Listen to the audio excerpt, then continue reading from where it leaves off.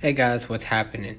How to fix Instagram quiz sticker missing. So if you're missing that Instagram quiz sticker in your stories, try these steps.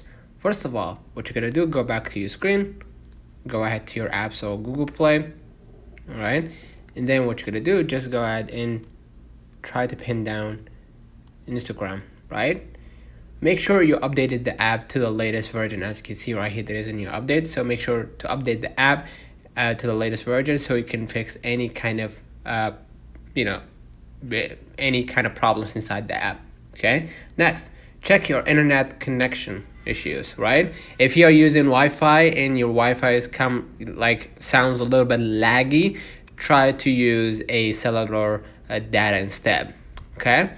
Next, what you're gonna do, try restoring the app on your device. So I'm gonna close, of course, Instagram, reopen it again and see if the Instagram quiz came back, or you could go ahead and restart your own app. You can just do it quickly by swiping down to your control center, shut down, hit the turn off button at the top right, and restart your restart your iPhone again by holding your lock screen, and you're gonna be able to fix that problem. So let me know in the comments if this video helped you. Don't forget to like and subscribe. See you in the next one.